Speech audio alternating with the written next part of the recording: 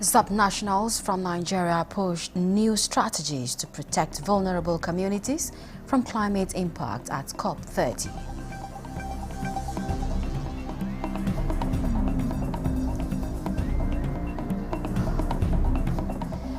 Nigeria secures deal for 500 new CNG refueling stations nationwide.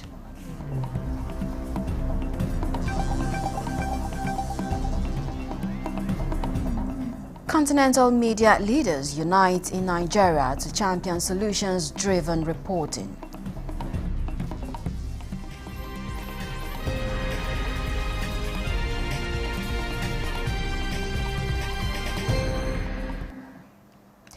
Hello and welcome to the late evening news at 11 on NTA News 24.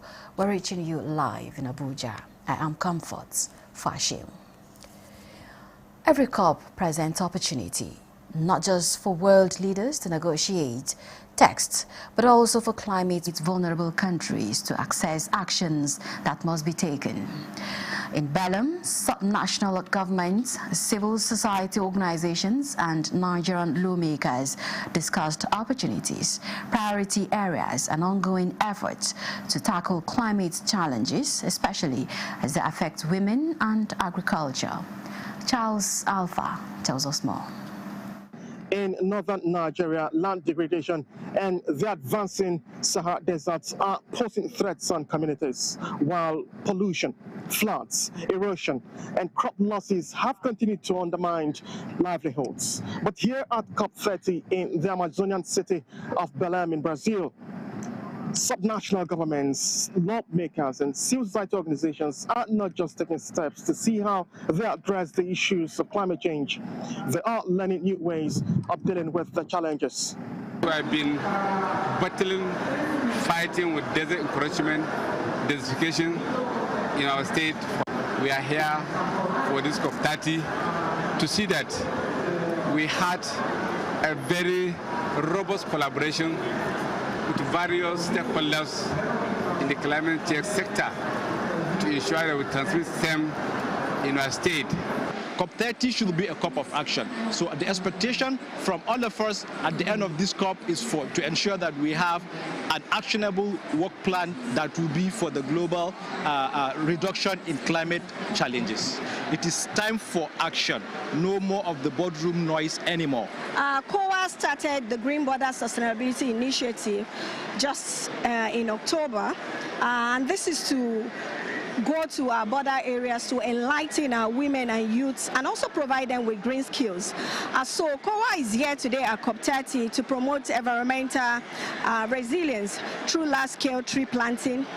We're looking at partnering with the global world, not only in Africa. And Nigeria is coming from a very strong position of using the Climate Change Act to be able to operate. And then with the presidential authority, I am very confident that we'll be able to consolidate our position such that we will not be exploited. We already know that COP30 has been branded as Implementation COP, and for some, it is a COP of truth. And as we go into the last lap of COP, that is talking about the last week, this week is going to be decisive. And whatever decisions will be taken here will go a long way in determining how developing countries go about meeting their nationally determined targets. That is the new updated nationally determined contributions, NDC 3.0. From Belém, Brazil, Charles Alpha, NTA News.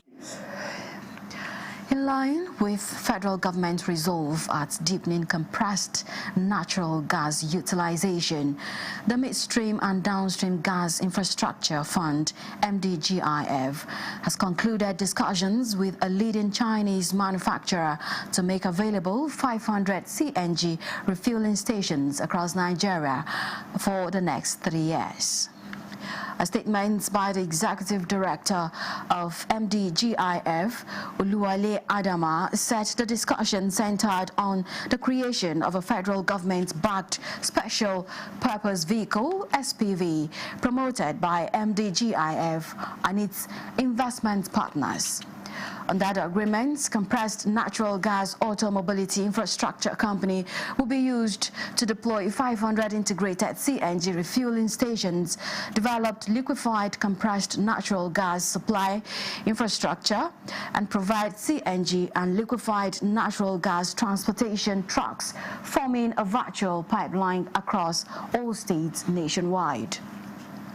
The statement further noted that the project will help ease the long queues currently being experienced at existing CNG filling stations by expanding access to refueling points and ensuring consistent supply through improved logistic and distribution systems. Efforts to strengthen and expand solution-focused reporting across Africa's media landscape is now encouraging practitioners to highlight what is working within their communities and forming the core of the inaugural 2025 Solutions Journalism Africa Summit hosted in Nigeria. Oluseyi Adiagbo reports that the summit drew journalists, newsroom leaders, mentors, and development partners from across the continent. For too long, we have been writing stories about problems. While journalists often led with stories of kidnappings and abductions, Aisha Gambo of News Agency of Nigeria, NAN, says she has gained the skills to report from a solutions angle, citing one of her reports. They even use the WhatsApp platform to declare missing children. These are traditional local people we feel are local, are not up to date with what is happening in the modern world, but they are doing something to their community. But with this training now, we are looking at solutions. The way African journalists tell stories of solutions by Africans for Africans. Like Aisha, Najatu Tijani, a senior news correspondent and presenter with the NTA, and other participants at the 2025 Solutions Journalism Africa Summit have become ambassadors of solutions journalism. Bringing colleagues from Egypt, Kenya, New Humanitarian, who report on conflict issues, who report from humanitarian situations, but them showing practical examples of them finding what's working in the midst of that, right? That's really the idea and vision behind this summit. And it is very clear that journalists still need capacity building in parts of Africa, not just Nigeria and East Africa, where the initiative is anchored. So there is a huge need to train even more journalists on solutions journalism. But apart from that, we've heard a lot about funding. Ultimately, Nigeria Health Watch, our role is to provide the training, the guidance, and the capacity building to the newsroom so that they think, how are we reporting the news? And we're really proud that NTA is one of our partners. And we know from the leadership at NTA that they are also thinking about how, as a news channel, how do you report the news so that you're also telling fellow Nigerians that there are many ways that some of the problems we have can be solved. For more than 5 years, Nigeria Health Watch has championed solutions journalism in Nigeria, providing opportunities for more than 1,000 journalists and over 30 media houses across the country. In Abuja, Oluseyi Adiagbo, NTA News. The Child Care Trust, founded by former First Lady, late Stella Obasanjo, has called for greater collaboration between government and the private sector to promote educational inclusion for children with disabilities. This was at the event to commemorate the 20th memorial celebration of the former First Lady with the theme, Ability in Disability.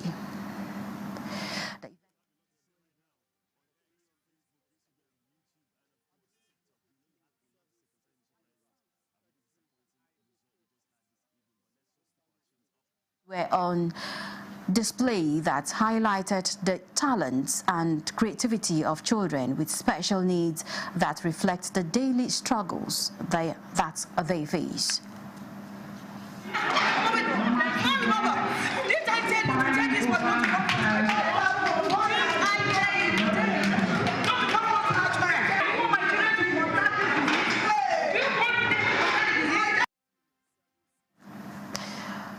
There was also an exhibition displaying the arts and crafts work designed by the children.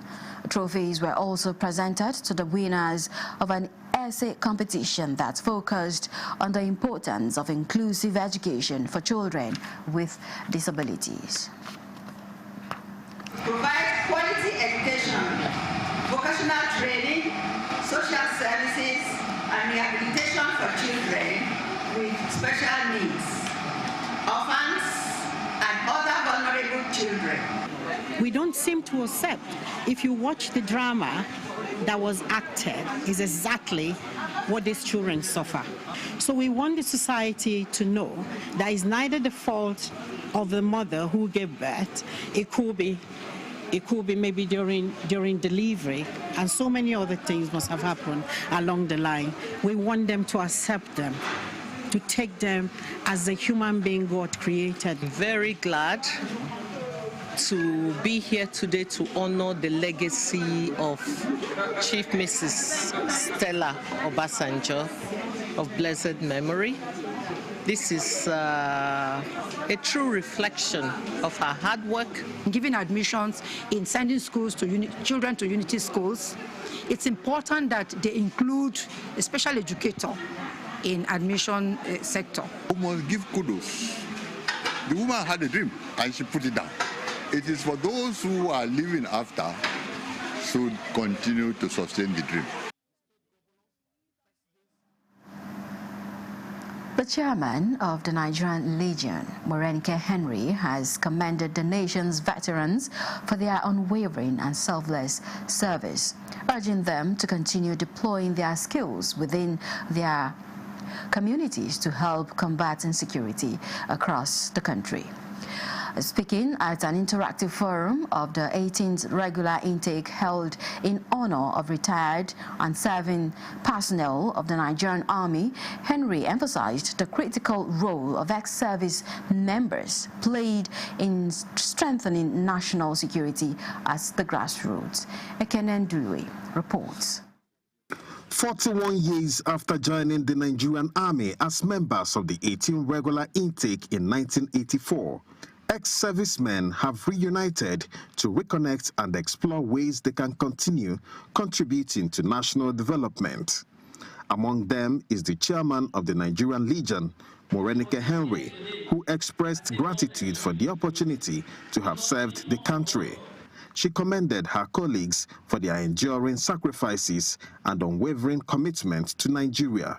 When we're in depots, some of us died. They do not even pass out with us. Even when we're even going on recruitment, some people had accidents on their way. They could not get to Zaire. They died. So these 41 years, we need to thank Almighty God. The veterans voiced optimism that Nigeria will overcome its current security challenges. They also urged citizens, especially the youth, to remain patriotic and dedicated to the nation's progress. If you are called for this service, they don't have material weight in mind. If you go there for the sake of serving the nation, the sky will be your beginning. For these ex-servicemen, the uniform may be off, but the duty to nation remains, and so does their optimism for a better Nigeria. In Abuja, Ekene Ndulwe, NTA News. You're watching the Late Evening News at 11 on NTA News 24. We take a break. We'll be back with more reports. Stay with us. Baffy Furniture's legendary final sale of the year is here. This festive season, enjoy extra savings on luxury and comfortable sofa sets, modern and functional dining sets, sophisticated and smart bed sets, and our royal collections, classy, premium, and truly exclusive. Shop 10 million Naira and receive a complimentary Daisy tea set. Spend 15 million and take home a 65-inch smart TV. Go higher at 20 million and experience unmatched comfort with our exclusive massage chair. Visit our showrooms in Abuja, Lagos, Kano, and Enugu, or shop online. It's big, it's bold, it's unforgettable. It's Baffy Furniture's legendary final sale of the year.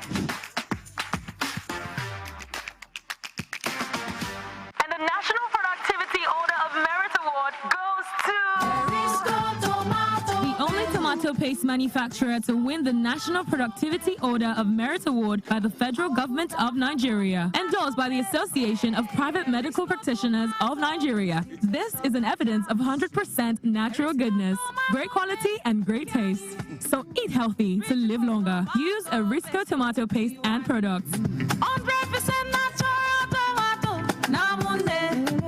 Better food now. Buy now and enjoy up to 20% discount.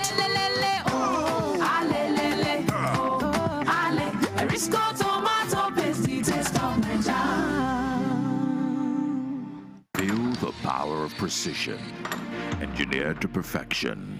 Every component is crafted with care, and each design is meticulously tested. From concept to creation, our engineers push the boundaries of technology, seamlessly blending performance and sustainability with a deep commitment to African ingenuity. Introducing the CNG Boss, a remarkable achievement in engineering designed to operate on compressed natural gas, a cleaner and more sustainable fuel alternative. At Innocent Vehicles, we proudly lead the way in creating greener mobility across Africa. And it doesn't stop there.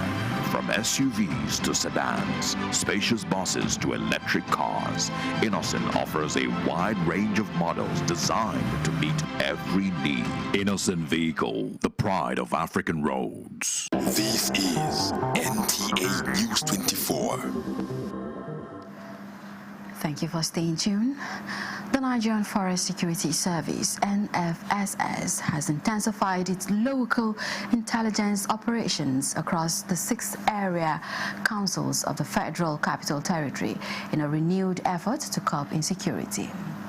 At a security summit in Abuja, Commander General, NFSS, Dr. Joshua Osatime, said the initiative aims to complement the work of conventional security agencies and enhance safety within the territory. The FCT commander and that of Northwest noted that officers of the service are currently undergoing continuous training and retraining in line with international best practices, while calling for stronger support from relevant authorities to enable the NFSS operate more effectively. National security. We aim to build a safe environment where communities can drive without fear and where forest regions are no longer safe having for crime. I'm appealing to them to collaborate with us, together with the traditional rulers, all the stockholders, so that they should assist us in protecting the Northwest Forest and the entire territorial boundary. A new 350-page book with 19 chapters on health management, described as a timely tool for reviving Nigeria's health sector, has been unveiled at the University of Abuja. Thomas Ogbetere reports that the publication, titled Health Management, Principles, Theories and Practice, is already earning praise for its potential to boost clinical excellence and align the nation's health system with global standards. The book, written by Dawood Abdullahi Wakili, a seasoned health professional with more than 3 decades of experience, was presented as a blueprint for fixing systemic gaps in Nigeria's health sector. Wakili said the publication calls for greater cohesion, stronger synergy, and the deliberate application of management knowledge to improve service delivery. There's a need to be proper understanding among the healthcare workers. If there's no understanding, we will not know how to work together. We will not get the best out of each other. Reviewing the book, Professor Joseph Obasa of the University of Abuja said the book stands out for its depth and practical value, stressing that it reinforces the need for stronger management principles and better coordination across health institutions if Nigeria is to achieve a world-class healthcare system. But this book is basically asking you, as the manager of a health institution, to deepen your relationship with your personnel, the people that are working with, so that you can improve the health institution. Friends, family, and colleagues praised the book and the author describing the work as an important resource for health institutions, policymakers, and students. He's somebody that have the love for book. He have the love for it that when it comes to his book, just give him his space. He will put his all. And when you are doing this, you are also doing soft copies for people online so that they can reach better people or can reach more number of people. Because the idea of writing is for you to impart knowledge to people. The event wrapped up with a call for stronger collaboration among health professionals and a renewed commitment to knowledge-driven practice, with participants expressing hope that the book will help shape a more efficient, future-ready health sector. In Abuja, Thomas Ogbetere, NTA News. It was a day of quiet reflection and profound emotion as the book Dear Loving Mama gathered literally enthusiasts, friends and family in Abuja. What emerged was a tribute to a mother whose life continues to inspire long after her passing. Juliana Nicholas reports that the room became a space for healing, memory and faith.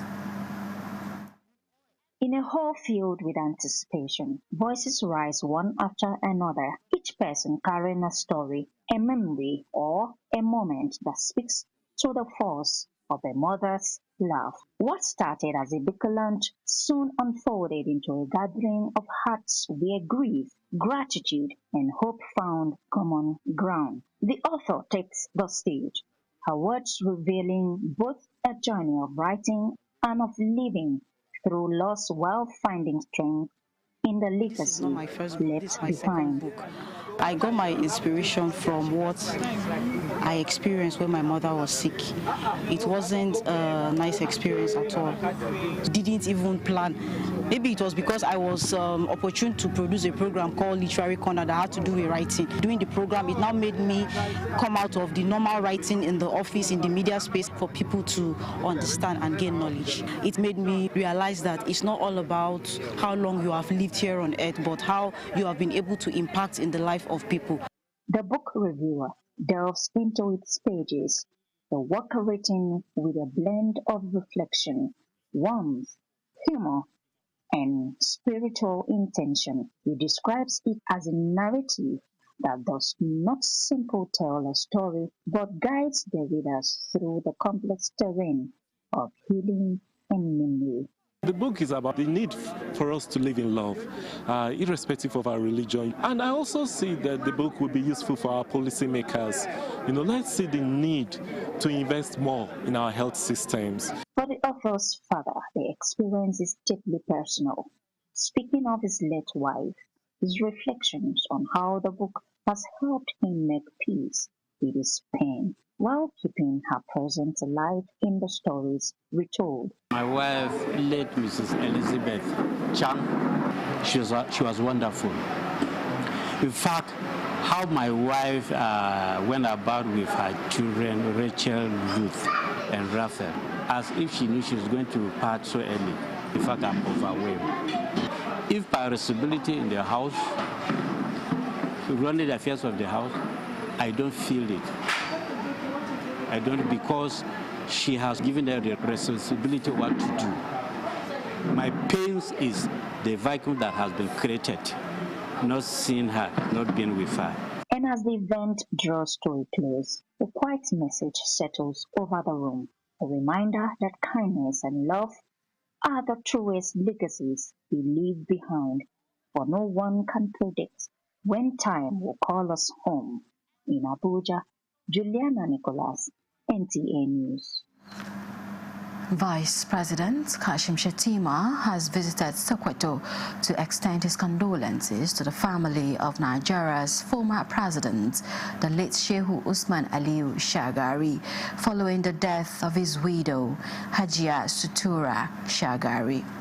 The visit underscores a gesture of deep respect and solidarity with a bereaved family during the time of loss.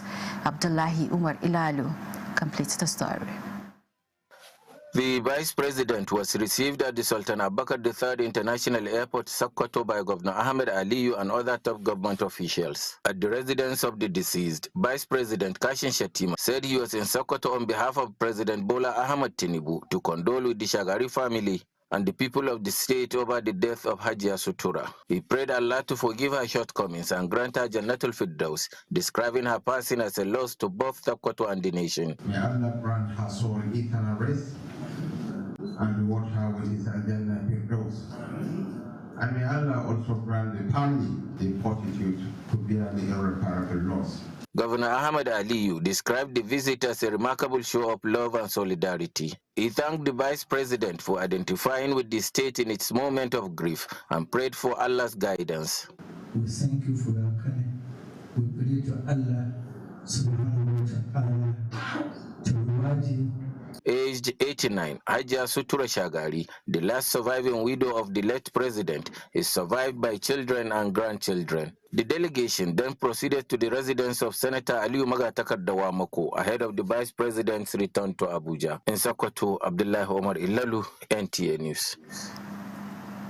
That concludes the news at 11. Thank you for staying with us. I am Comfort Fashim.